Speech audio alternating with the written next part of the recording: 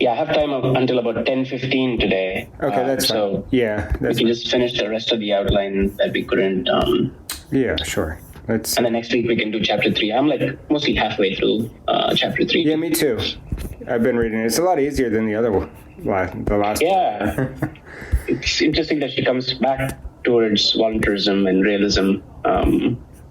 Well, yeah, I knew that was going to happen because the point of talking about voluntarism was to identify a structure that is common to, the theory of autonomy. It's the internalization of the various functions of authority and so on from voluntarism. Yeah. But, in any case, let's let me try to bust out a little bit of, or maybe not a little bit, but the rest of chapter 2. And I kind of have to get up a couple things here so that I can remember what I was saying. The way I do my notes is I've got more detailed notes, and then I turn those into an outline, but sometimes I can't remember what I meant when I wrote something in the outline. Oh, I see. So I have to go back to my more detailed notes. Yeah. Give me one more second here, and I will try to turn on another monitor, but if that's not going to work, then I'll just try to do it from my computer. Maybe I'll share my screen. That might be the easiest way to do things. Okay. Here's the more detailed notes. Do you want to try your best to summarize what we talked about last time? Yeah, okay. So let's see. I just say the last thing where we left off, because I think we touched upon a lot of things. I think the last point that we made was about reflexivity and how the moral sentiment, as opposed to the understanding, when it takes itself and its actions as its own object, it finds it proving, or it's like self-approving. And that's good for us. Right? Do you want to give the case for why we should accept that that's true? Why should we accept that certain faculties affirm themselves when they are reflexive and other faculties don't? And what's the difference between the faculty, the structural difference, or the difference with respect to content? Yeah. So, so one thing is that in order for that argument to work, the content, it cannot be based on an external principle, or it can't get its content from an external source. It has to come from an internal source. And actually, it's not even content, right? It's just form, it seems like. And so... Well, to be precise, when it works, it doesn't require content. And potentially one of the reasons that one of the faculties, the understanding, doesn't work is because it does require content to get off the ground. Yeah. So maybe think about why the understanding doesn't work. But I was thinking about it a bit more, and of course it's obvious when you think about it that one, understanding and reason really are different faculties. In this account, even for Hume, I presume for Hume in his own work, maybe he makes it clear or not. In Kant, it's very clear that reason and understanding are different faculties. Here, for the argument to work and be consistent, it does require that understanding be different in kind, perhaps, from the other faculties, reason and moral sentiment or moral evaluation. So what is it about understanding that's different from reason or moral sentiment that forces it to fail when subjected to reflexivity? Well, I guess you need some sort of way to, let's say you fall in doubt about your understanding of some concept or whatever. maybe it's some object out there in the external world.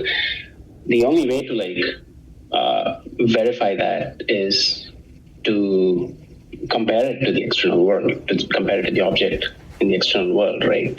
And so you need some sort of a source in order to verify. Mm-hmm. And then... Well, right, and actually I think that to spell that out a bit more, I haven't really thought about this that much, but I mean, I guess, it kind of depends on your theory of truth, I suppose. If its truth maker is the correspondence to the external world, or if you could have a coherence theory of truth that would survive reflexivity. Right, because with coherence, all you need is that your set of true sentences are all consistent internally, right? It doesn't have to correspond to the external world.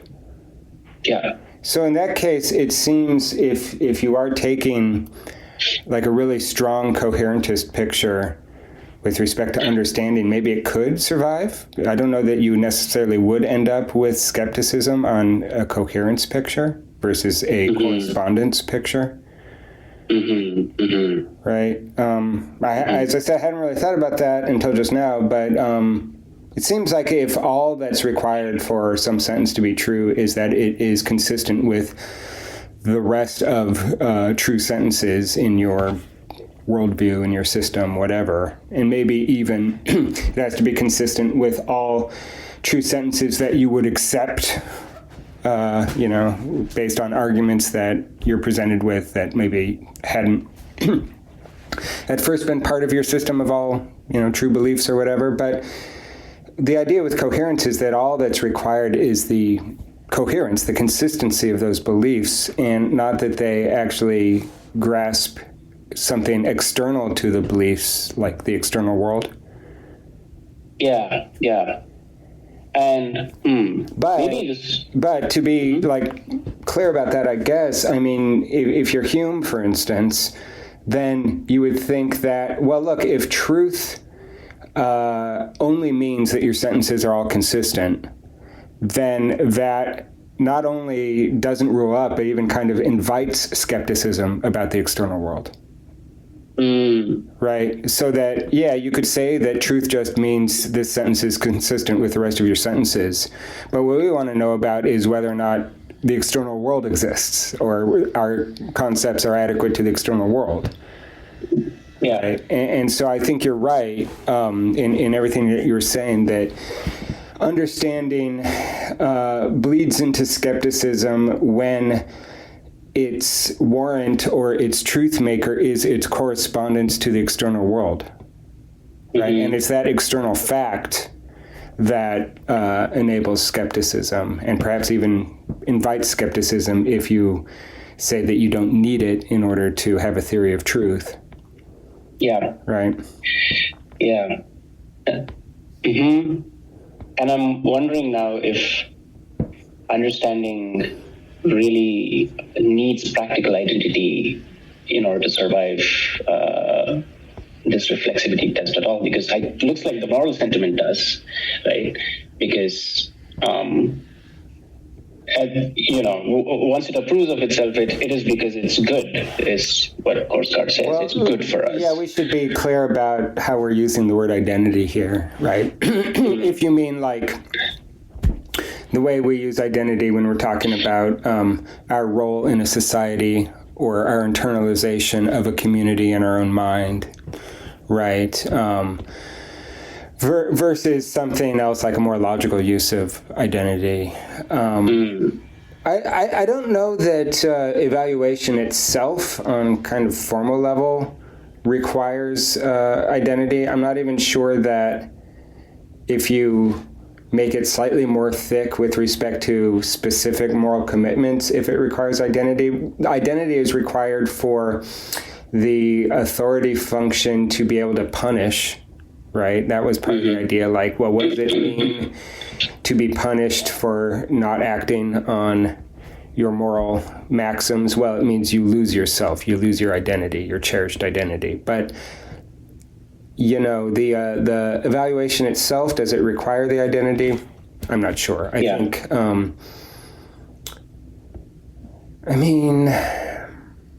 maybe. I'm not sure. I guess it depends on if you think that you can't have identity without some kind of evaluative framework.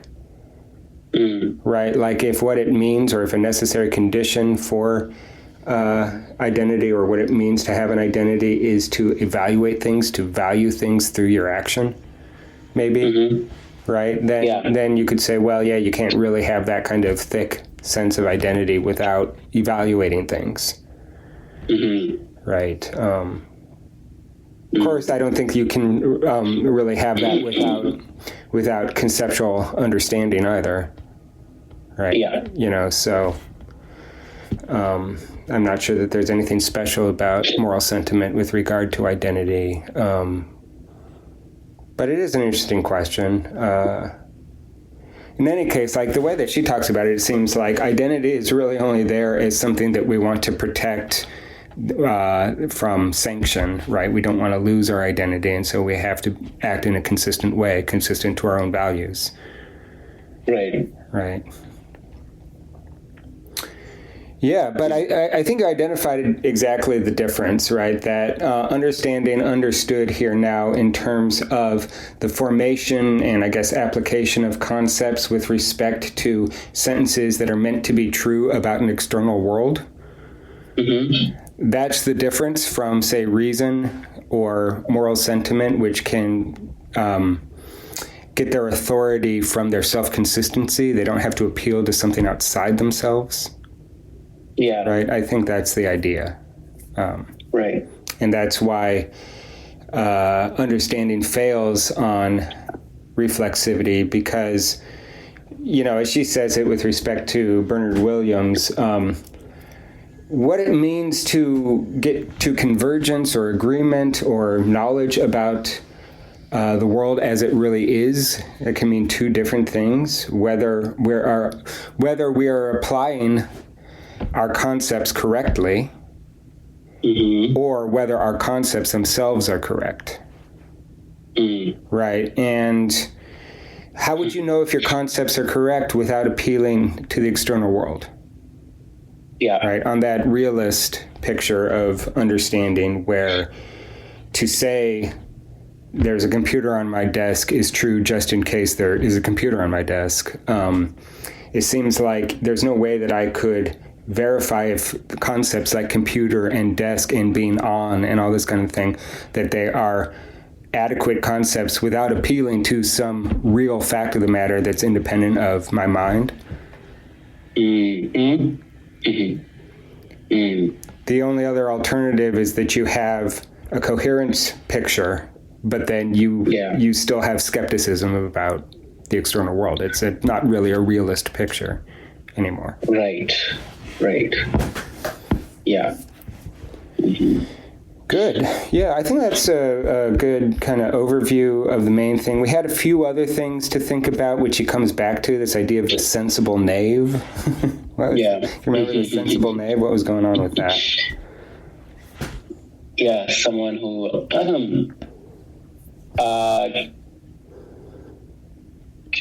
can break the system, where they can commit some sort of an act where it doesn't really bring down the system of justice, right? Kind of reminded me of this idea of redundant causation, that like at the lowest level, if you change up the atoms of whatever the ordering, it doesn't really affect the higher order thing of of some object or whatever. And it seemed like this is kind of like, the sensible knave thing kind of reminded me of that. Like, I can do this little thing and it's not really going to affect the larger picture. Well, I don't, I haven't read much about redundant causation, but it sounds like in that particular description of it, it sounds like all that's happening is that you are rearranging quantitatively distinct particles or molecules or whatever, but they're all qualitatively identical. But that's not the case with the sensible knave. Like the sensible knave's actions are very different from a moral person's actions, right? And it's true that it doesn't destabilize the system. If what you're thinking of in the analogy is that, like, whatever the object is that is caused by a particular configuration of particles, that's the system. It's true that the sensible knave doesn't destabilize the system as, in the same way that I guess another configuration, or maybe the same configuration but of different particles, wouldn't change the object. But the thing is that on the atomic level, the sensible knave's actions are like completely different, like opposite to a moral person's actions. Yeah. Is my understanding of redundant causation correct, though, or were you referring to something else?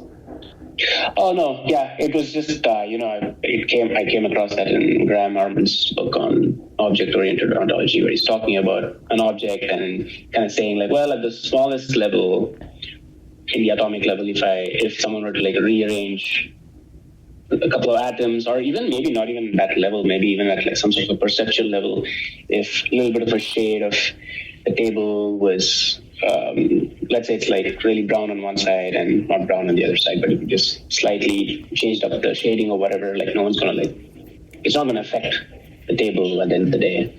Oh, well, that just sounds like a description of substance and accidents, right? Like you have certain properties that if they change, you're still the same thing. You've just changed in some not very significant way. And then there are other properties that if they change, you're a totally different kind of thing. Yeah, but that's just Aristotle. I mean, I'm not sure if redundant causation is actually adding more to that picture or not. But since we're kind of speaking in absentia of that text, let's maybe not talk about that anymore. Yeah, I mean, the other thing that came to mind with the idea of, again, I said we weren't going to talk about this, but like one way to describe redundant causation is perhaps to say that if redundant causation is possible, then some causal explanation is underdetermined by the evidence. In other words, you can have multiple different pictures that end up with the same phenomenon. Multiple different pictures explain the same phenomenon. That's underdetermination. And so, I don't know, I mean, maybe there's a way to think about moral theory as underdetermined if it's possible that you can have everybody acting morally and still end up with the same basic social picture versus most people acting morally and a few people act in a way that is immoral, but it doesn't destabilize the system. I mean, I'm not sure. I think that a substance accidents kind of picture probably makes sense there. You don't have to, it's not really like a different theory to say that sometimes a few people can flout the rules and the system survives that. It's more like those people that flout the system aren't substantial enough to actually change the system into a different kind of system. Or, just make it into a non-system or something. So, like on an Aristotelian picture, you just say, their activity is accidental in the metaphysical sense of that word. They do change the social picture, but those changes aren't significant enough to really have a substantial change. To totally erode the system or change it into a different kind of system. Yeah. And I think it's one of these things that's kind of interesting. This is something she talks about in chapter 3, so we won't get too deep into this, but like, it's sort of interesting on the level of a single person. You might believe that it's wrong to steal or lie or any of these things, and yet you can make exceptions for yourself sometimes. But then the question is, what happens if you, like, maybe it's almost like a Socrates situation or something. I mean, certainly if you make an exception every single time, it's no longer an exception. You've become a different kind of person. But where is the dividing line between just this once being something that doesn't change your character to one more time that it does change your character? And that's just an internalization of the sensible knave, I think. with respect to a system, your decisions with respect to your moral identity, on an individual. Yeah. It's the same kind of thing. Yeah, it's interesting that people tend to find like some sort of a really quantifiable number as to the exception. Oh, like if I did it twice, then I'd be okay, but if I did it 3 times, then I'm not okay. Or, like there's like a hard line between... it's interesting. Yeah, I mean... people like the number 3 a lot. It seems like 2 would be more significant for some kind of verification or for some kind of, establishing a pattern or something. Like 1 time might be a fluke, but if it happens again, then it's not a fluke. But for some reason, 3 seems like the minimum unit for some kind of confirmation. I mean, Aristotle talks about, he doesn't exactly talk about it in terms of the number 3, but he talks about how essentially like the minimum unit for a narrative is 3 sections. You have to have a beginning, a middle, and an end, which is strange because like really it seems like the minimum unit should be just a beginning and an end. So why do you have to have a middle? And he actually says that the middle has to be of a certain magnitude. It can't just be like a 0-dimensional point separating beginning and end. And in the case of a narrative, in the Poetics, he talks about it essentially as being the site of meaningful failure, essentially, right? It's this idea that in order for a story to be powerful, there's got to be a sense that it is not really efficient or logical. It's got to be a situation where logic triumphs over illogic, reason triumphs over irrationality, which in a story can be expressed in terms of like a character who has certain interests, and those interests are thwarted, and they either overcome the challenges or succumb to the challenges. If they succumb, then it's a tragedy. Right, but the point is you've got to have that middle chunk where you don't just immediately go from beginning to end, from point A to point B. You have to have all these detours. Yeah. So, on the level of narrative, maybe that's a reason that 3 is such a significant number. I'm not sure in the case of like confirmation, if confirmation's the minimum or if 2 would be the minimum for confirmation. But it is interesting how people try to quantify goodness and badness in terms of one specific actions in general, as though you could separate any action from, its chain of cause and effect or its relationships to everything else that's happening. And also counting instances of an action to determine if something's good or not. Right. Yeah. But in any case, I mean, it's the same problem with the sensible knave and the system. Like, how many sensible knaves can you have in a society before you don't have the society anymore? Right. I guess the answer is it just has to be the vast majority of people are not sensible knaves, or the vast majority of your actions are not exceptions to the rule. Yeah. Yeah. I do want to say one thing that we hadn't mentioned yet about understanding failing the reflexivity test, and a reason that moral sentiment does pass the reflexivity test. And it's not just a purely formal situation. It has to do with what Hume says about the liveliness of beliefs. Liveliness of beliefs... So liveliness can be understood as the opposite of abstraction. Did you get that? Okay. Liveliness is the opposite of abstraction. Okay, so does that mean that it's just more direct, as opposed to being not direct, but the opposite of abstract is, I guess, not abstract, something that's more... Well, concrete, I guess. But, well, I mean, what it means is you could think of... liveliness is a measure of how indispensable a certain belief is to your actual practical life. Right? Okay. So it's concrete in that sense that, like, I can get on pretty well without thinking very much about. I'm trying to think of the most abstract concept I can. Maybe the identity of indiscernibles or something. Right? Or, maybe I don't typically need to think very much about being itself when I'm going about in my life. But I can't really get along very well without thinking about things like human bodies and tables and the ground and all this kind of stuff, right? I need those concepts just to function on a moment-to-moment level in actual practical activity.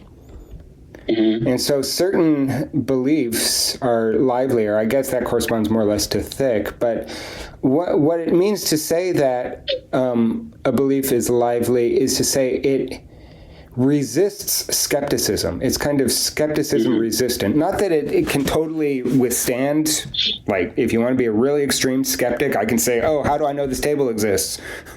But for the most part, in our practical activity, we can't really get rid of those beliefs. Actually, there's a place, I'm not sure exactly how Hume says this, but Isaiah Berlin, in paraphrasing Hume, says this: look, I can't prove that the external world exists. All I know is that if I deny that it exists, I'm going to regret it. Mm-hmm. Right? Because it's like, I can't logically prove that this wall is in front of me, but if I do deny it and I just start walking and I bump into a wall or like I fall off a cliff or something, I'm going to regret that. I'm going to regret not believing in the external world. Yeah. Right? Yeah. But I can't logically prove that the external world doesn't exist or does exist or whatever. And so that's what liveliness means, right? It's like how indispensable to your actual embodied experience and action and interaction with the world are your beliefs. And the more abstract a belief is, the less lively it is, the less indispensable it is, right? Like, like for instance, this is an example I use a lot. I should have said this first. We might deny that the law of non-contradiction holds in all cases. But most of the time, we don't worry about that, right? Like if you're trying to get a candy from a vending machine, you don't worry about whether the candy bar is both falling down and not falling down or whatever, it's much more, your belief in the candy bar is much more lively than your belief in the law of non-contradiction. Right? It's, or your belief that it's possible that the law of non-contradiction might be false or whatever. Now, the reason that this is important for morality is that Hume thinks that moral beliefs are indispensable to our practical activity in the world. Mm-hmm. Right? Just like believing in tables and cars and all these things that we often don't even think about. We don't even really conceptualize. We just sort of engage with on a bodily level or whatever, Moral beliefs are like that. Moral evaluations are like that. It almost seems like you just know it intuitively as opposed to like through reason or something. Because, going back to when you're saying like something is true and false at the same time or something. Like if I told someone that this mug exists and literally doesn't exist at the same time, just seems like they'd be like, well, no. And them saying, well, no, is almost like some sort of an intuitive way, like, oh, that just can't be, right? Yeah. Samuel Johnson's reply to Humean skepticism, which, isn't really a reply to Hume, because Hume agrees with Johnson. But, so Hume says we can't prove that the external world exists. And then what Samuel Johnson later says is he kicks a rock and says, I refute it thus. In other words, look, here's my refutation of external world skepticism. I kick this rock. And I know that I kicked this rock. Right? Yeah. That doesn't seem like a very good response if we take on board. Whoa. That was here. Oh my gosh. That was loud. Yeah. That doesn't seem like a very good response if we take on board that the only way to prove things is through logical analysis. Right? This is a problem with logical analysis and skepticism in general. The way that Plato deals with this problem in one of his dialogues, the Philebus is the name of that dialogue. Socrates is arguing with I think I've told you this before, but Socrates is arguing with a guy about whether it's better to live by reason or by pleasure. And they're having this argument. But then the guy who's arguing for pleasure just falls asleep, because if what you're trying to do is prove your point against reason by having a rational debate, you've already lost. Yeah. Right. And so it's similar to this kind of thing, the quip about one man's modus tollens is another man's modus ponens, or it's the other way around. Right. Mm-hmm. It's like, well, wait a minute. I mean, what should we take as more certain? Indisputable logical analysis or our actual encounter with the world, right? Yeah. They're both indisputable in different ways. One is indisputable because of self-referentiality of language and logical concepts and all this kind of thing. The other is indisputable because of how indispensable it is for actually living. Right? Yeah, and so, it's like you could be a hardline skeptic, but you're still going to get up in the morning and brush your teeth and have breakfast and go to work. Why are you doing all that if you don't believe the external world actually exists? Yeah. So there's maybe a kind of performative contradiction in skepticism. I mean, who are you talking to? Who are you writing books for if you think nobody else exists? Yeah. Right? But what's interesting there is the idea that moral beliefs are that kind of, it's like kicking a rock, like evaluating something as morally good or bad is like kicking a rock. Right. You know what I mean? It's like, it's one of these beliefs that is so indispensable to our actual encounter with the world that you can't just be a skeptic about it. And I guess maybe one way of thinking about that is just the idea that humans create value through their activity, right? Like without both the ability to evaluate and to create value, you would never really be able to do anything. Yeah, so you need that action part for this, right? It's not just a thinking part, or like what I'm saying, going back to the practical identity thing. Yeah. You are a being in the world with others. So, I can't see like logic or whatever kind of divorcing moral sentiment from action. I guess you could have like some sort of a logical explanation of morality or something just through like. Well, what I would say is, I mean, that's what reflective endorsement is, that's what reflexivity is, this idea that there's something about the structure of a faculty whose truth maker or whose warrant is its own internal consistency as opposed to some external fact. Right, that is a logical analysis of that. But in addition to that, you can also think of moral concepts as just sort of, I guess lively or, concepts that are indispensable to actually doing anything in the world, right? And I guess the idea, one way of looking at it, which is kind of a Nietzschean way of saying this, but it works, is that value is a form of activity, or value just is activity, right? Mm-hmm. Like, one way of saying this is, even if you look at a flower that, maybe the sun is shining and the flower grows so that it's inclining towards the sunlight, you could say in a way that is not false that the flower values the warmth of the sun, Mm-hmm. right? I mean, it's like, we don't have to think of value as metaphysical. We can think of value as a way of describing how we make decisions on what to do next, or even if we're not deciding, just the fact that we're doing this and not that means that we're valuing this and not that. Right. Mm-hmm. But it's really embedded in the actual activity of living, and that's what liveliness is. Mm. Mm-hmm. Maybe we can jump to Bernard Williams, because we don't have a lot of time.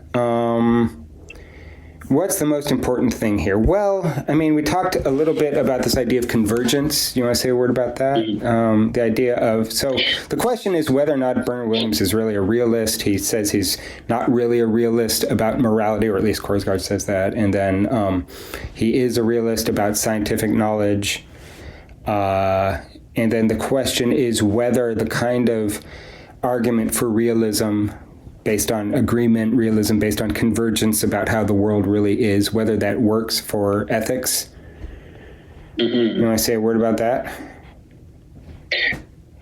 Yeah, so, I mean, I guess, like, first, Williams would argue that there are objective facts out there in the world, like, let's say, like wavelengths and so on and so forth. And he argues that if there are two sets of people, like, I don't know, aliens and us, and we both look at the same objective thing, like, let's say, wavelengths, for example, but using completely different concepts, but we somehow find a way to meet, and we can still talk about the same thing, right?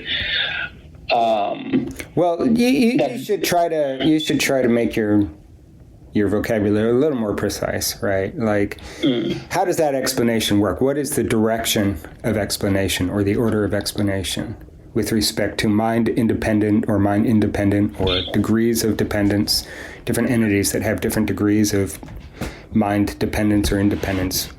How does that work into the order of explanation as a way of describing convergence? Mind dependence? So you mean... oh, I see. Okay. Yeah. Right. So, so let's go back to wavelength and color, let's say. So he would say that color is more dependent on, let's say, wavelength. Mm-hmm. But there are some concepts like wavelength and other maybe more objective concepts that are not so dependent on our minds, where they can still have their truth value. But when it comes to color and stuff, there's obviously a lot of mistakes that we make, and it's subject to our own perceptual apparatus. So it's more dependent on us. So he thinks that there's some maximally independent concepts that are out there, and we are trying to kind of converge on these concepts. Basically, right. So more mind-independent concepts are always explainable in terms of less mind-independent concepts. So color is more mind-independent than wavelengths, but color is explainable in terms of wavelengths. Mm-hmm. And us and the aliens would agree that the sky produces certain, or reflects certain wavelengths of light. For us, for them, sound. But we both agree that it's wavelengths. We just have a different mind-dependent concept that arises out of that, but we explain that mind-dependent concept in virtue of the less mind-dependent concept, right? There are all sorts of problems with that account, of course, right? Like, one of the things that she says she's not going to spend any time on, is just kind of like an easy, low-hanging fruit kind of objection, is that, well, wait a minute, why should we think that our concepts put us in mind of something that's less mind-dependent than our perceptions? right? Like, why should we think that concepts in general are always less mind-dependent than perceptions? Because it's easy to think of a situation where our concepts are just as mind-dependent as our perceptions. And the way she says that is, if someone has fallen into doubt about whether wavelengths have any more to do with what the world is really like than colors, it's not going to help to tell them that science explains colors in terms of wavelengths, because wavelengths are mind-dependent too. Right, on that account, right? So you haven't really established very much there, although I think it's important to point out, this is a typical Kantian move too, where like, well, yeah, okay, maybe wavelengths, the concept is mind-dependent too, but in our apprehension of our own thoughts and perceptions and mental activity, we take colors to be more mind-dependent than concepts like wavelengths. And so there is that structure, even if it's only dependent on our own conscious processing of the world. But she does have a point that you can't really get to what the world is really like. I take it that's not really a problem for Bernard Williams, because he's not saying that you really do get what the world is really like. All that matters is that you have maximum agreement. Mm-hmm. Right? Mm-hmm. And so if you found some alien species that didn't believe in wavelengths, for instance, then you'd probably try to find some other explanation that everybody did agree on, which would probably be even more fundamental. And maybe it would be some kind of mathematical formula or something, whatever, right? Maybe it wouldn't be a physical object like a wave or something like that, right? So that wouldn't really be a big problem for Bernard Williams. All you have to do, given whoever you're talking to, whether among human beings or among, animals that can speak or aliens or whatever, all you have to do is find some point of agreement and build out from there. Yeah, right. Yeah. And then she's kind of asking why perception can't be a more shareable quality as opposed to cognition, right? And that's fair, because she's saying, like, why do we have to prioritize cognizing as a shareable yeah, right. But there the point is that there may be some aliens that not only don't believe in wavelengths, but can't possibly believe in wavelengths because of how their concepts work. Right. And so then Bernard Williams would just have to say, okay, but if you can have a conversation with them at all, then that requires that you have some kind of agreement. So you're going to have to find something that you agree on that you both take to be maximally mind independent.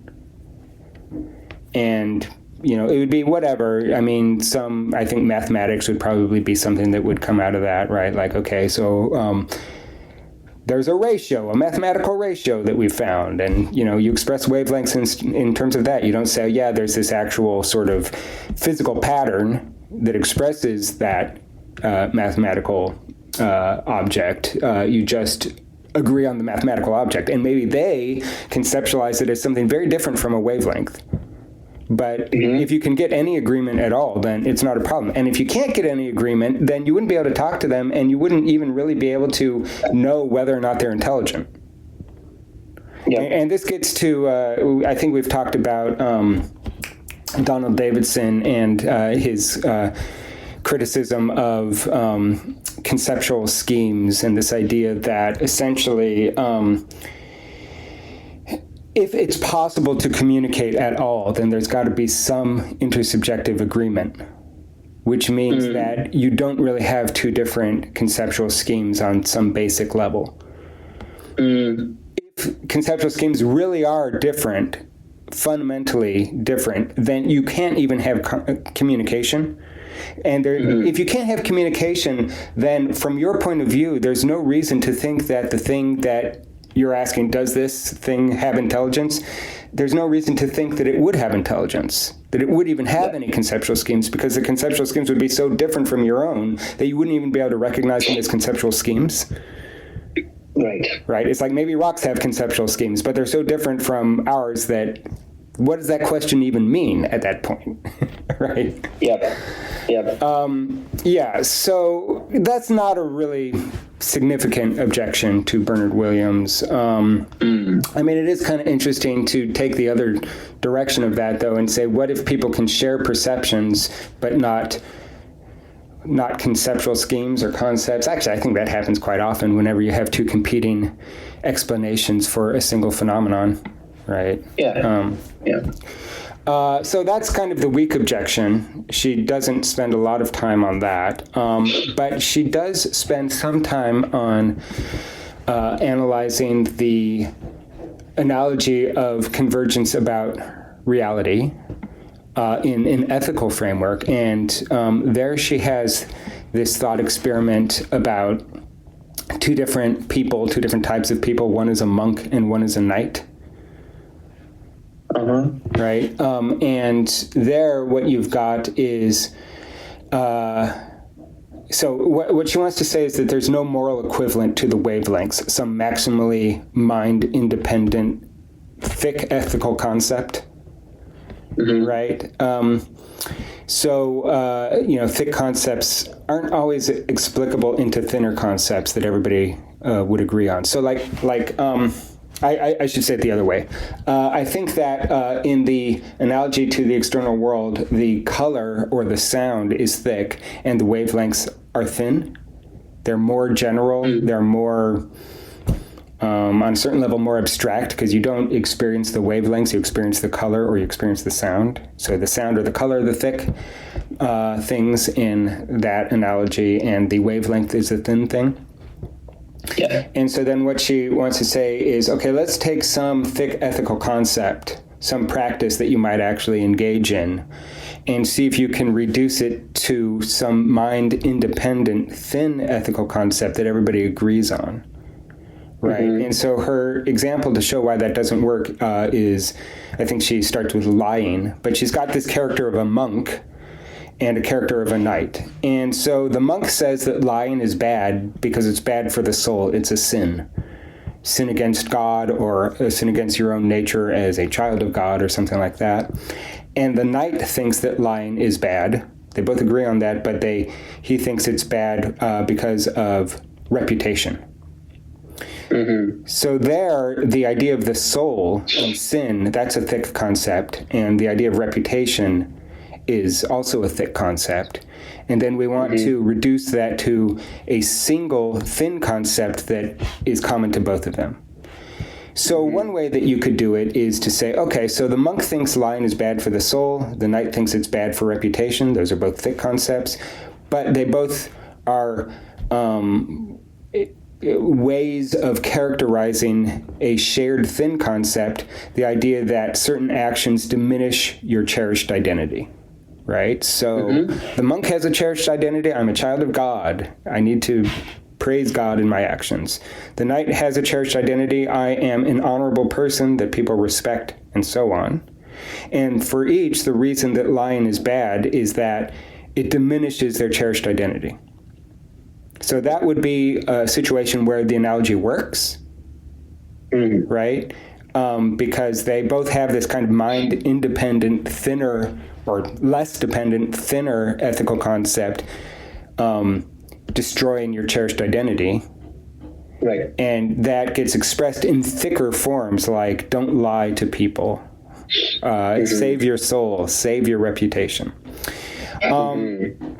But what she says is that wrongness, moral wrongness, is relative to a way of life, and that there are some thick concepts that will have different thin explanations in different ways of life.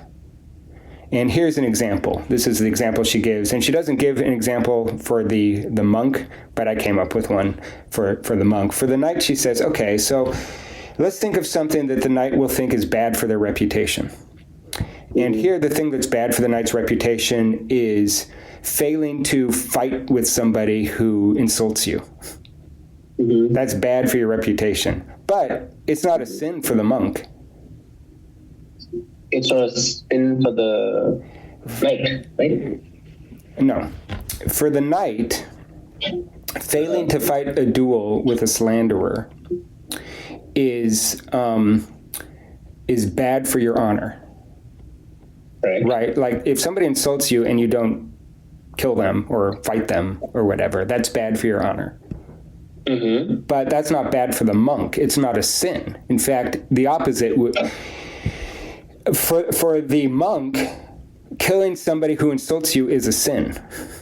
Right. But for the I knight, see. it's dishonorable. So the point being that from a single thin ethical concept, protect your identity, you actually get different.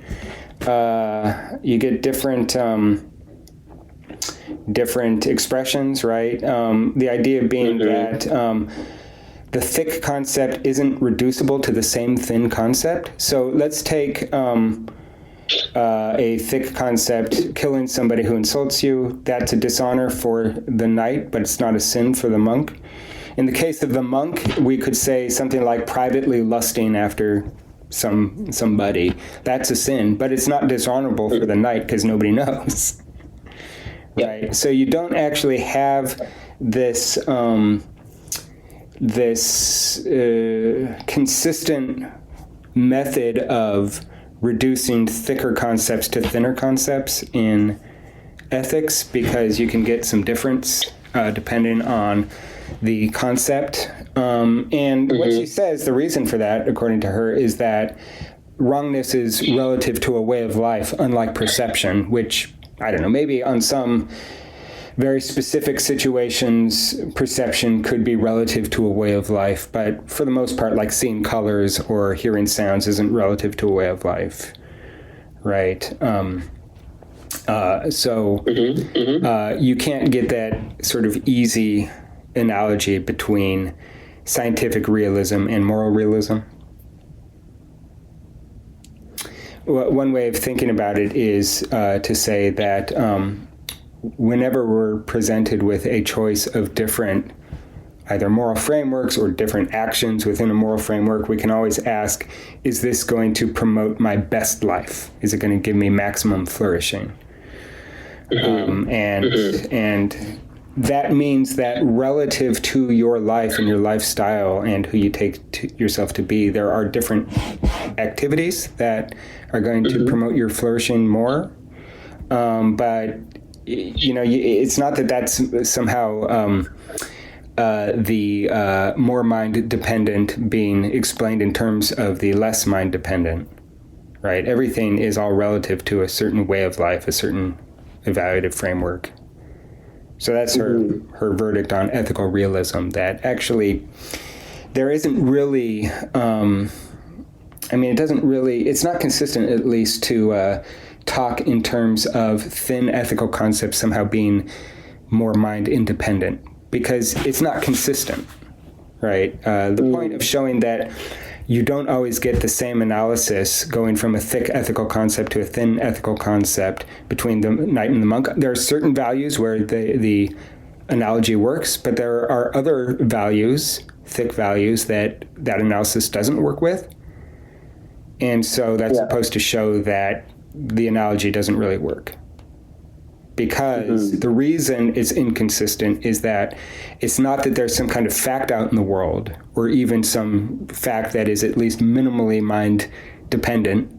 Maybe it's not totally out in the world, independent of minds, but whatever. It's not that there's that kind of fact. It's that there's a way of life that expresses itself in certain types of activities, in certain ideas of what it means to be a certain kind of person. But none of that is mind independent. It's all fairly thick, right? It's more or less thick all the way down. I think that's the idea. So, her talking about, the sort of fear towards losing one's own cherished identity and it being worse or as bad as death. That all of that is still obviously mind dependent.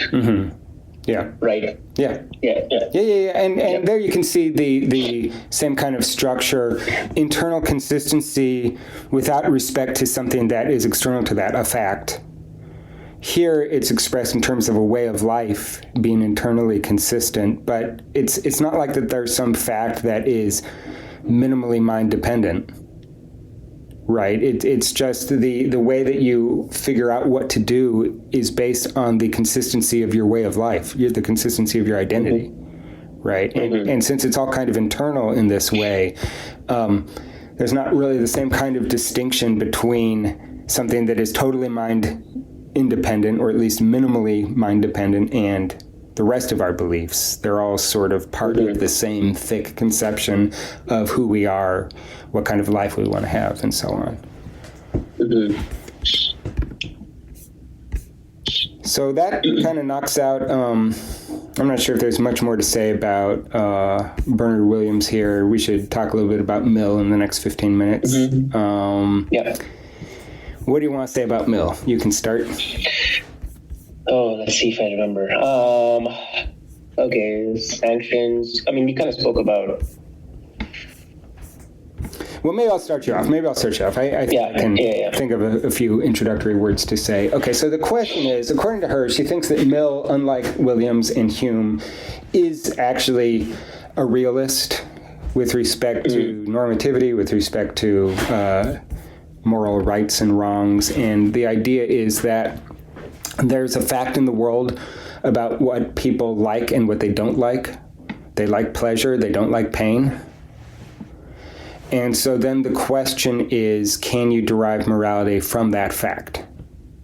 Is that fact in itself normative? And then one of the things that she talks about with Mill understands that that isn't really sufficient for describing the complexity of human society, because different societies will disagree about what is painful and what is pleasant and so on. So it can't just be that everybody shares the same kind of fact and it's expressed the same way in all of our activities. So there's got to be a way in which culture, education, training play a role in the way we express our pains and pleasures in our behavior in society.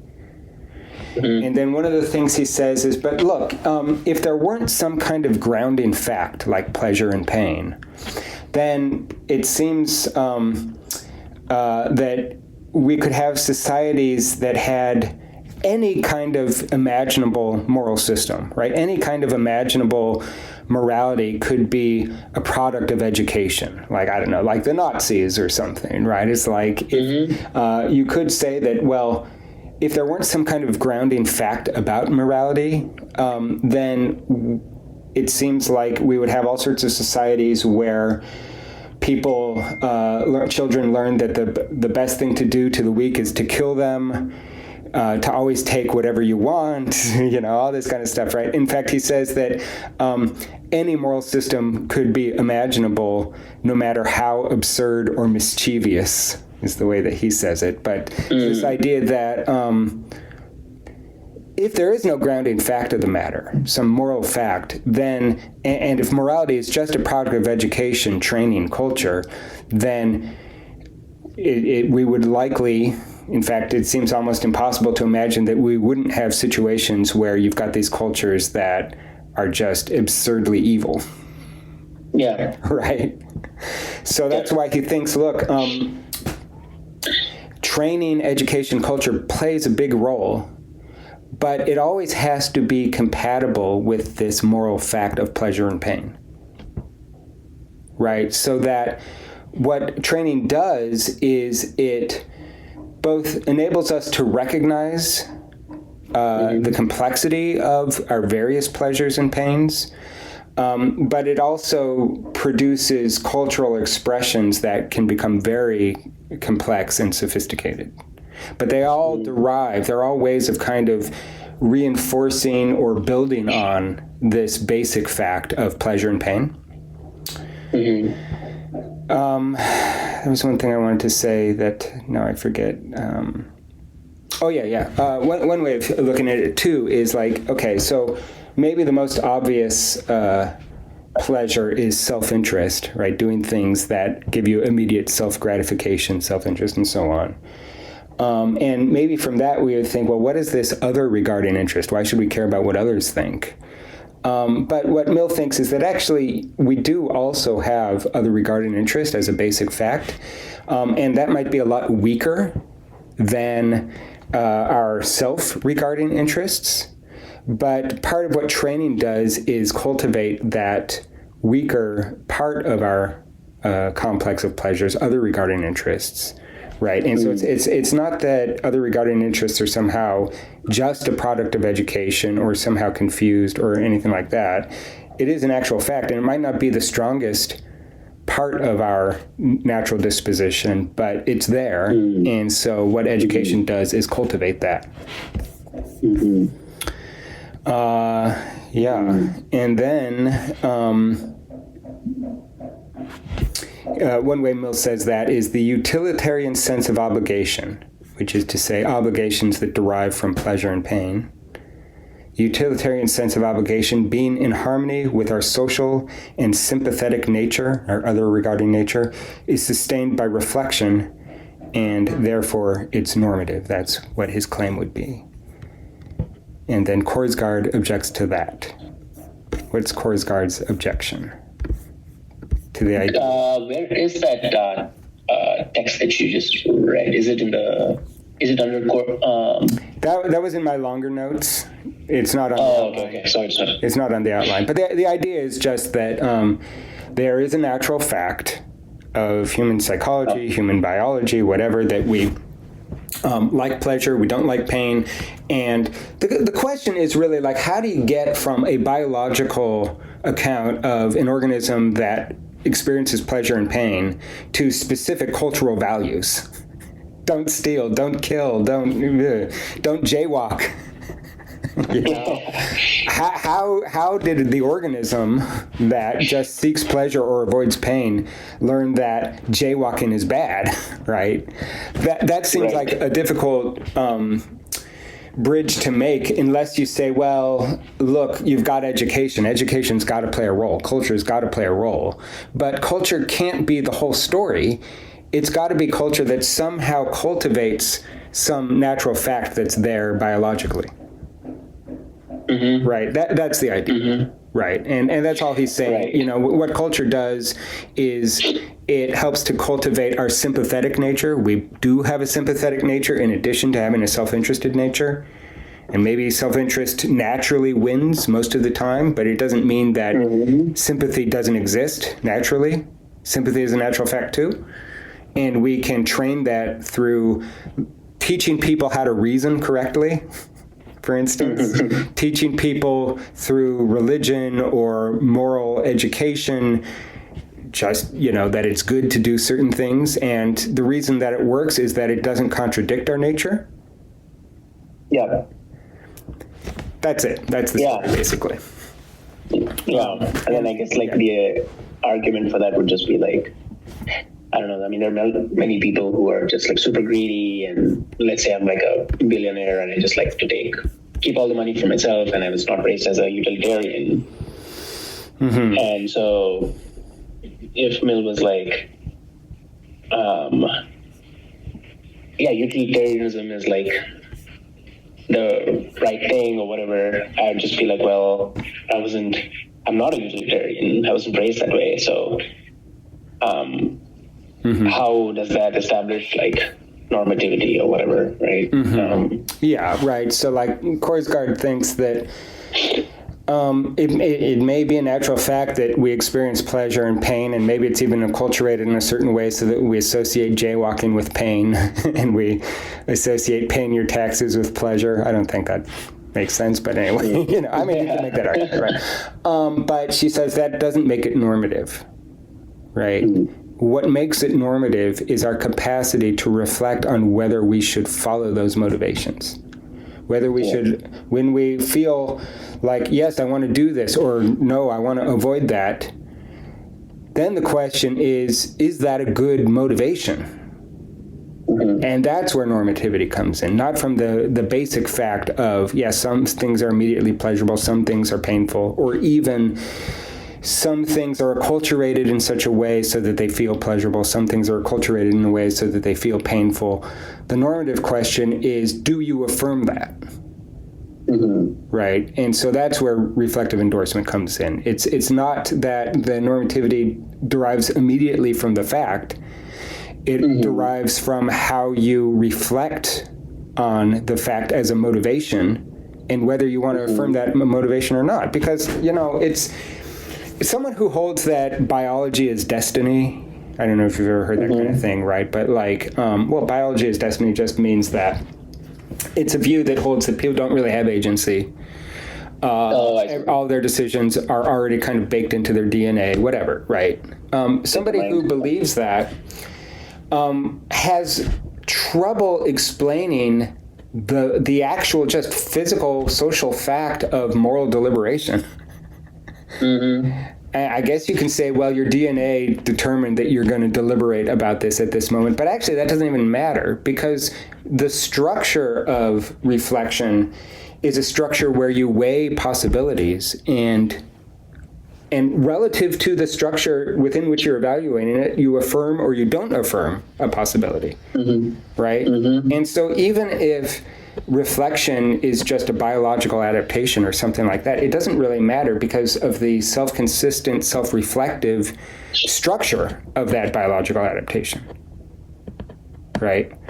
And that's where she thinks normativity comes in. It's simply the ability to reflect on a motivation and affirm or not to affirm it. Yeah.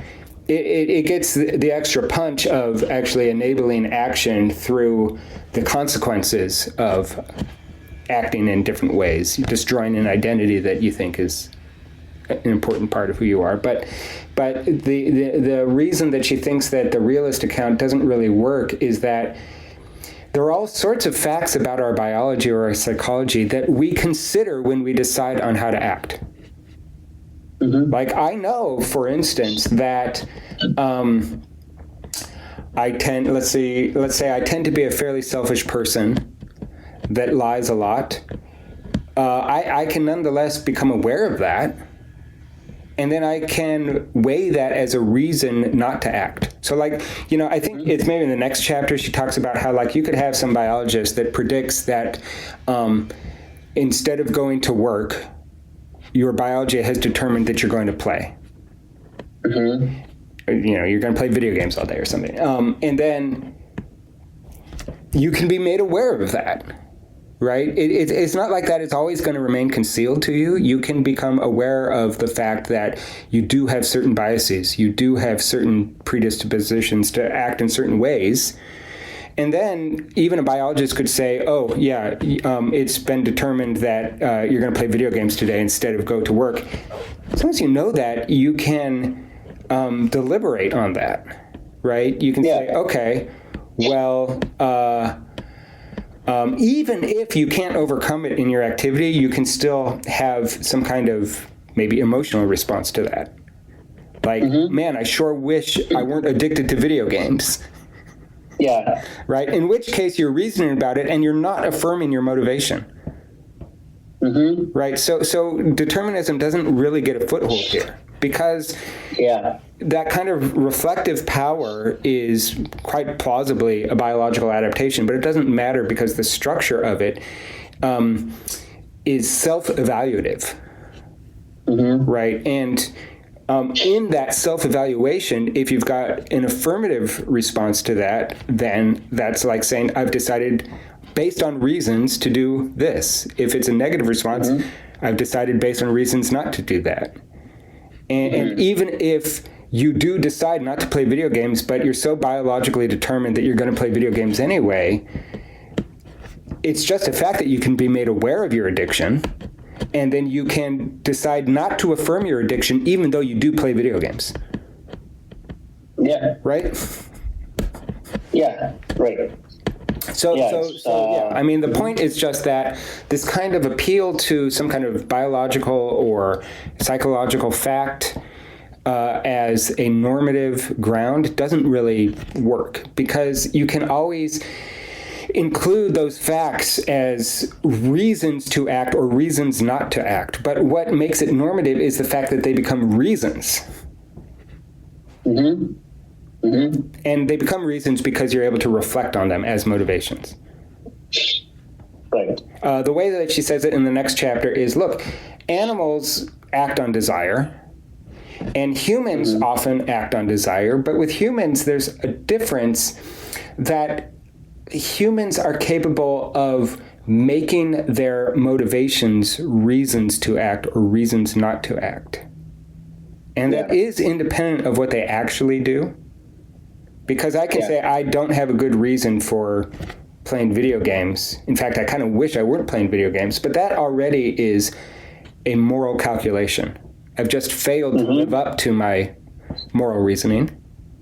And then I feel disgusted at myself for playing video games in the basement all day. Well, that's the punishment of not living up to my own moral standard, right? But you don't have a conflict between moral deliberation and some kind of biological fact or biological determination in that situation because of the ability to take that on board as one more thing that you deliberate about. So, in that case, when I still end up playing video games all day, but I can reason and tell myself, oh man, I wish I didn't have this inclination, or whatever, would Korsgaard say that is still good? Well, what's the it in that sentence?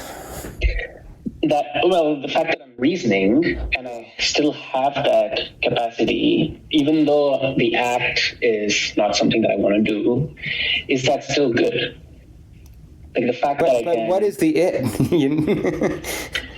Oh, is that still good? Oh, just like the reasoning there. I mean, here's why your question is a little bit confusing, right? Because...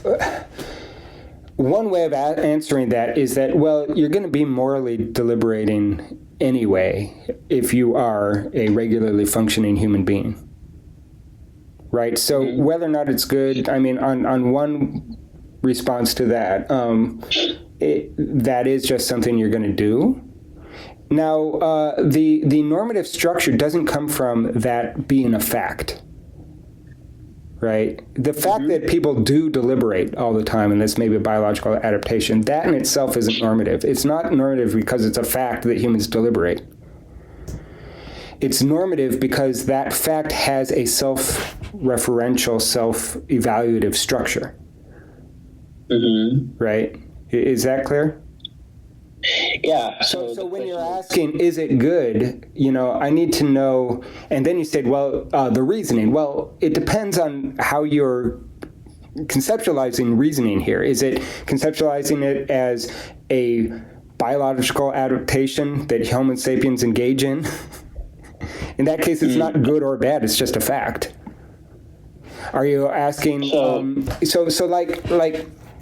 The consistency of an evaluative framework is good because what it means for an evaluative framework to be consistent is to evaluate itself and have an affirmative response. Yeah, I guess that's what. Right, I mean, but the point is the goodness of that it isn't based on some fact that's external to that self-consistency. What it means for evaluation to be self-consistent is for it to be good. Right? I mean, that's all it means, because goodness is a asking whether X is good or not just is what evaluation is. Right. So would I be right in saying that reflexivity in itself is good? Again, it depends on what you mean by reflexivity in itself. I guess you mean... okay, or just reflexivity. Just reflexivity taken. Me just saying reflexivity is good. Is that... I'm wondering if just that internal consistency of identity and, and it being able... Okay, well, maybe I can say this. Reflexivity isn't good unless it's evaluative reflexivity. Okay. Right? I mean, like saying that you can't get reasoning off the ground unless you affirm the law of identity, that's not good because I'm not evaluating it. You understand the difference? Good is already... Okay. I mean, to ask, is X good, it means exactly the same thing as evaluate X. You understand? And so it's like the goodness is independent of reflexivity. The goodness is a particular way of describing reflexivity as an operation of evaluation. Mm-hmm. You see what I'm saying? Because the good is only there because of evaluation. Good is an evaluative term. If you have some kind of reflexivity that's not evaluative, it can't possibly be good. Yeah. Right. Okay. That's okay. Yeah. Okay. So is reflexivity itself good? Well, no. It's evaluative reflexivity that ends up in, I guess, an affirmative response. I guess you could have an inconsistent evaluative framework, perhaps, like if you say that whatever is good is bad. Then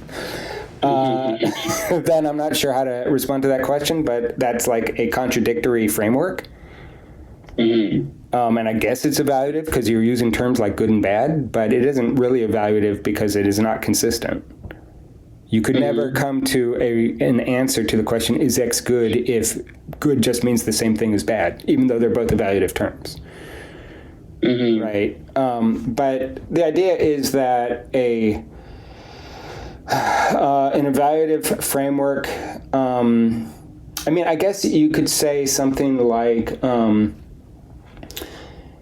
maybe here's another way of getting an inconsistent evaluative framework. Evaluating things is bad. Okay. So, yeah, I mean, that's just self-undermining, right? You can't really get a consistent evaluative framework by saying you shouldn't evaluate things. It's bad to evaluate things. Yeah. Right?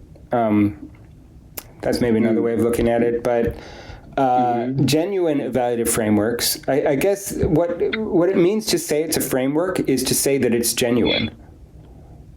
I mean, I think kind of built into the concept of the framework is that it is self-consistent.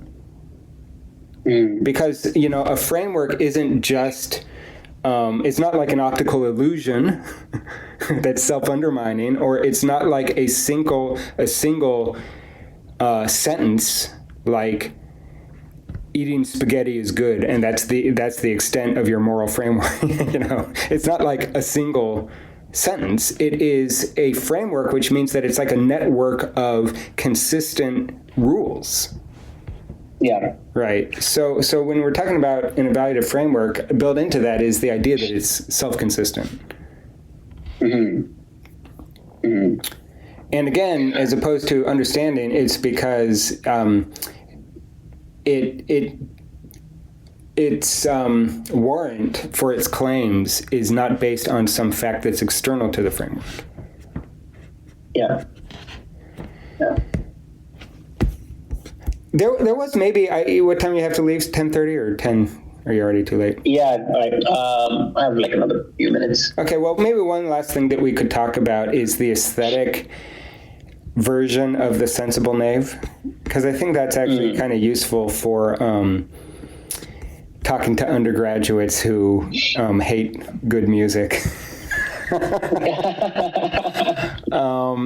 Okay, so remember that the thing that Hume says is that the rightness or wrongness of a moral claim isn't really based on whether it's well justified. It's based on whether it diminishes your self-worth as a person. And one way of thinking about what that means to have self-worth is if you lose self-worth, then you are acknowledging that you're losing access to the pleasures that morality creates. Remember how there's this whole domain of moral pleasure and perhaps moral pain, but then to expand on the Humean point from Nietzsche or Freud, that the pain itself is pleasurable because it's something that makes meaning possible, that meaning is essentially a kind of suffering for values that perhaps you create yourself, and it's not that the values exist out there objectively as facts in the world.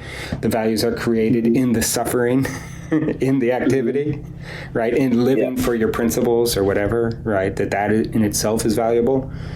And if you're a moral knave, a sensible knave, you lose access to that whole domain. Right. We think about that as a way of arguing for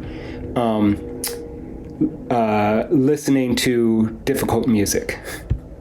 Let's say you've got your typical undergrad who only likes Vaughan Williams or something, and like doesn't even want to know about the stuff that you're making. Right. Is there a way to adapt the argument against the sensible knave from the point of view of aesthetics and the missing out on a domain that a certain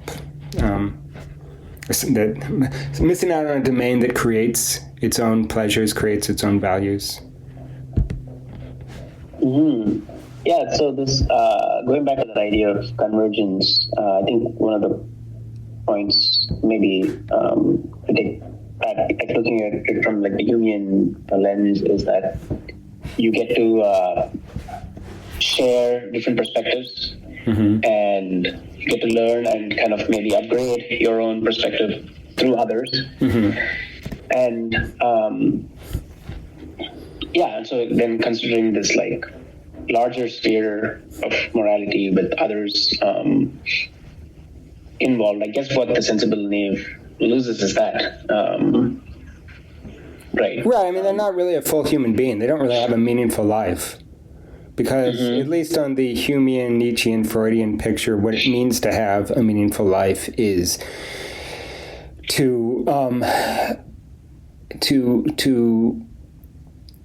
hold on to, not hold on to savor or to celebrate every joy, but also every pain.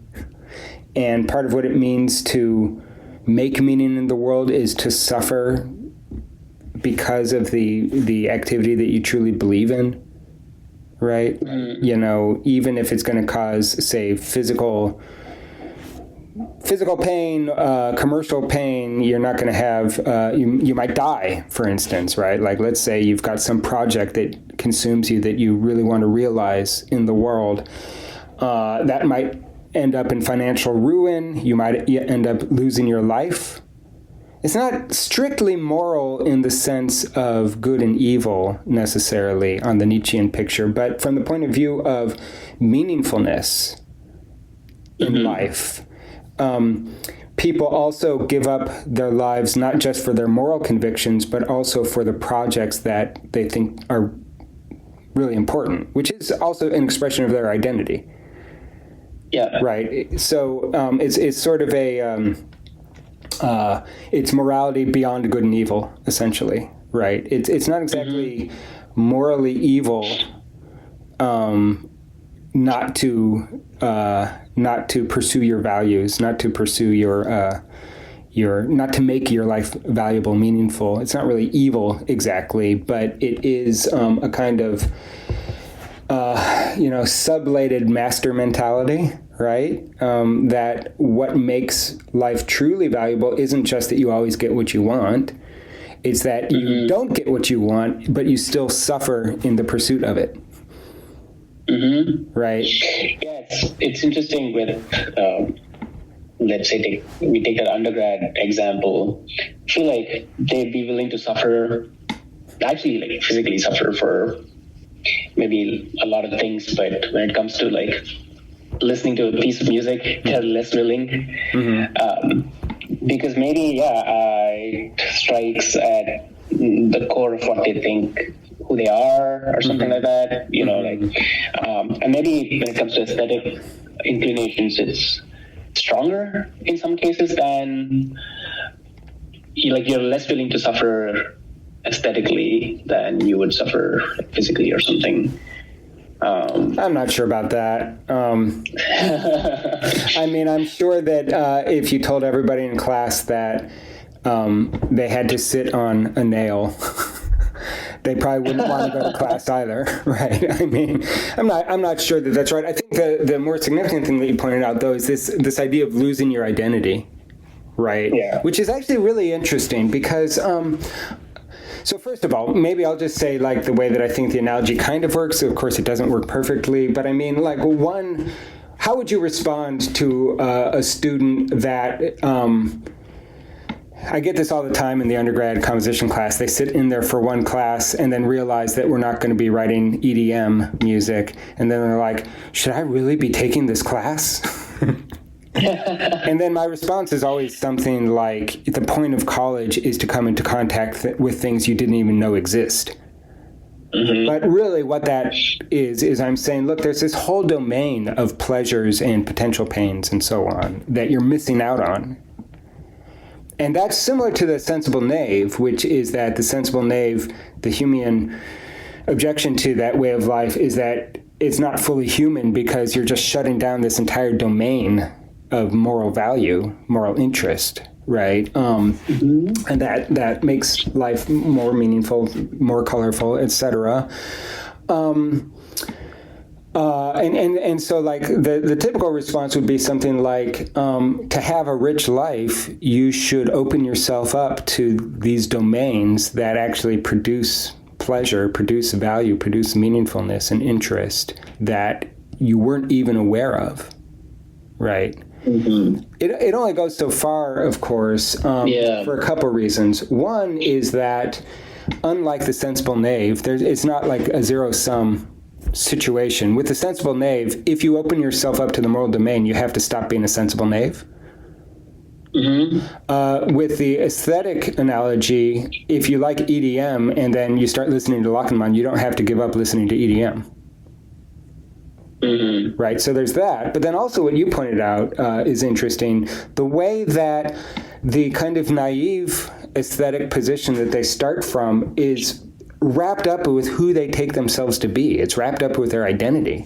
And I'm not sure how much of that is genuine and how much of it is like a cultural product of, marketing and the idea that music is a way of self-expression. It's a way of expressing who you are or who your social groups are. I mean, I think it's partially both advertising and it's also probably something they just naturally feel. But it is interesting because the sensible knave on this account doesn't really have an identity. I mean, they kind of do, but it's not really a very rich identity. It's just sort of like, I'm going to play video games all day, or I'm going to shoplift from Target or whatever. But it's not really, is that really your value? Like, are you committed to this value of shoplifting from Target? Probably most of them aren't. They don't even think about it. It's just sort of like, it gives me immediate pleasure. I don't have to, it doesn't destabilize the system, but it's not really wrapped up with your identity. Yeah. Yeah, from my experience at UW, from the undergrads, TAing and stuff, I felt like they never took, they couldn't take it sincerely. They couldn't take like Lachman or like Bliss as being sincere people. And they sometimes like didn't take me sincerely. They were like, are you really sure like you like this? And I don't know, like maybe when it comes even to the sincerity and stuff, maybe it's somehow tied to the idea of identity. It's just kind of doubting if this person is really being true to who they are. Because how could you possibly like it? Yeah. Yeah. And even doubting the composer themselves. Like doubting Lachenmann. They're doing this. Yeah, like they're doing it because maybe it's like a scientific way of approaching music, or I don't know. Or just to be different. Yeah, just to be different, right. The thing that's weird about that, first of all, like the sensible knave, I don't think they really have very well-considered arguments.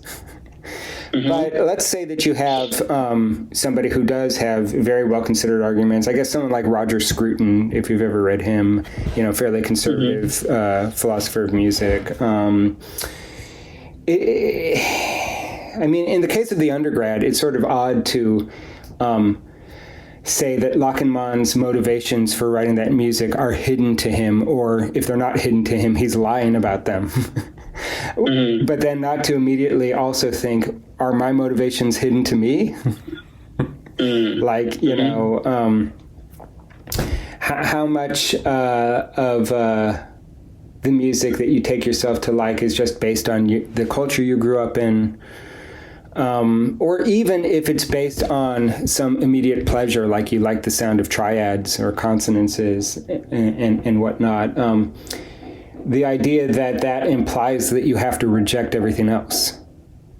Mm-hmm. Right? That's the thing that they can't really seem to hold in their mind, that you can both like this kind of music and not reject everything else.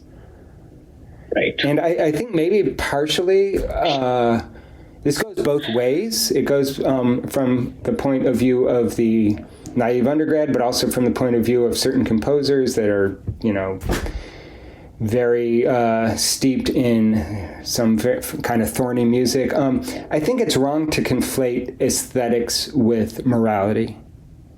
Because a lot of people think, like, from the composer's point of view, you might think that it's actually a moral strength of difficult, dissonant, aggressive music is that it's kind of anti-capitalist or something. It is an exercise in freedom, an exercise in the denial of market determination, the idea that we're all determined to like a certain thing and the market just exploits that.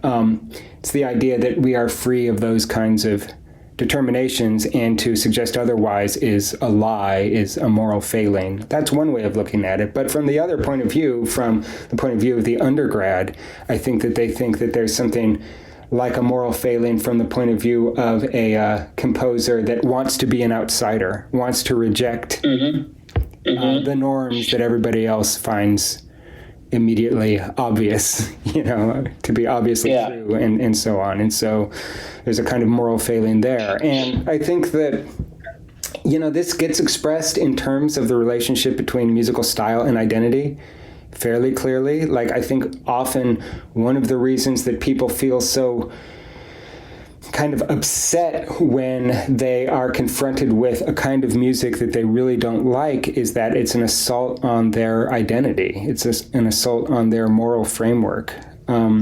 It's reminding me of that example you gave of Socrates, right? Where the character falls asleep while trying to make the rational argument. And I feel like probably using the same sort of technique, the best, maybe one of a more effective method is for the composers is just not compose. Because if they're making bad, or they're making like noisy music, to make the statement about the state of the world or whatever, then they're still using music, right? The framework of music.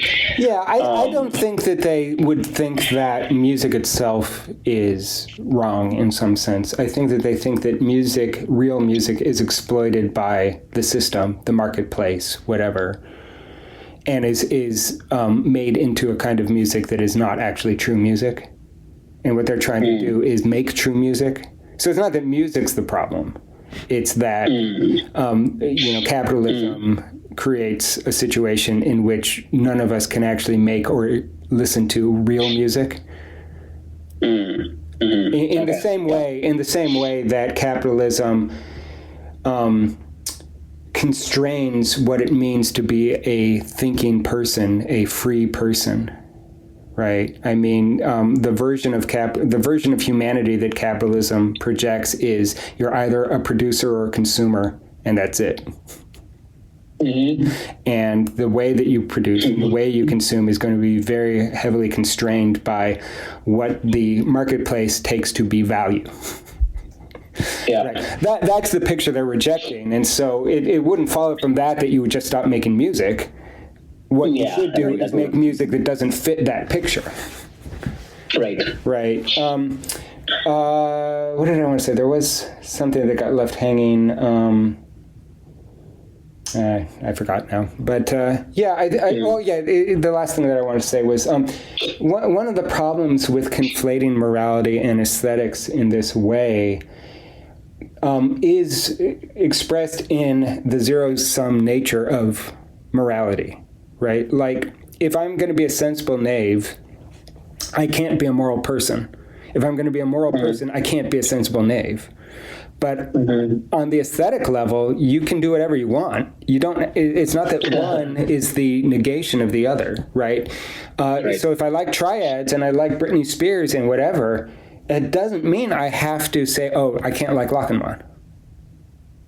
But we think that aesthetic choices are somehow moral, which means that they're bound up with our cherished identities. And so, like, this is really obvious from the point of view even of a composer that likes Britney Spears. I can't write music outside of what my style is, or at least a fairly wide-ranging version of what my style could be. I can't write EDM and just put it out there. Like, we had that guy last year, right? Oh, yeah. Right? And he showed us a piece that was like EDM for piano quartet or something. A long time. Yeah. And it's like... Is it? Boy, it's complicated, right? Because it's like on a certain level, he's kind of being himself, but then that also means that he has to reject contemporary music. And he says, I haven't talked about being a composer for like 10 years. This idea that writing that music involves a rejection of another kind of music, more contemporary music, but then also, like, for me, it goes the other way. Like, I can't, even though I've written lots of stuff that sounds like maybe, Bach or dance music or whatever, all this other stuff, I would never present that as my actual creative work. Even though I think it's really good and I like listening to it and I think a lot of people would like it and so on. Because of the way that aesthetic choices have come, at least in our culture, to be bound up with personal identity in a basically moral way, we think that we're somehow losing ourselves. We're not being authentic. We're lying in some sense if we write a bunch of different styles of music. And that gets expressed on an aesthetic level of not actually being a serious composer because you can't decide what kind of music is truly your own voice. You don't have a voice if you like everything. Right. But that's actually a category mistake because aesthetics, unlike morality, is not zero sum in that way. Right? Okay. Yeah. So we solved the world. I'm going to try and make it to one of those Wednesday sessions at some point. Okay, yeah, sure.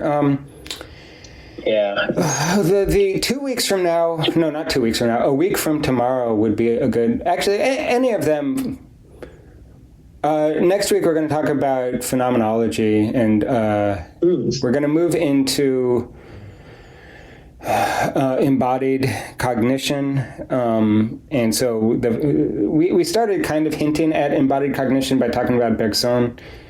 Next week we're going to talk about Husserlian phenomenology, and then Merleau-Ponty and the idea of embodied cognition, embodied phenomenology, and then the last 3 weeks we're talking about there's this book by Mariusz Kozak, this guy. He teaches at Columbia. He's a theorist at Columbia. I don't really like the book that much, actually, but and I'm sure the students won't necessarily like it, although we've read lots of pretty difficult stuff, so this might actually end up seeming easier to read than some of the stuff we've read. But he wrote this book called, I think it's Embodying Musical Time or something like that. It's like an embodied cognition approach to time in music. So we're going to look at that, and that's the direction we're moving in, towards more embodied kind of stuff. And we started off doing like formal logic, and then talked about like relativity and time in physics and this kind of thing. And then the Einstein-Bergson debate was a move away from that picture towards more kind of intuitive, embodied analyses or descriptions of time and so on. So that's the direction we're moving in. This week is definitely not going to be that interesting, but if you could come next week, it could be cool. Okay. You have the syllabus, right? So you could figure out if anything looks interesting and then just show up. Yeah. Okay. Sounds good. All right. Well, I'll see you for this 2 weeks from now, right? I can see you next Tuesday. Well, Yeah, Oh, I just don't know if I'm going to have time to like really prepare because I have to. I'm going to write some outlines for Husserl and Merleau-Ponty and. Yeah, let's do 2 weeks. I think that's good. Yeah. Hopefully we won't forget everything. So maybe don't read the rest of the chapter until a few days before. Yeah. I mean, we could try to knock out 2 chapters. I haven't really looked at chapter 4.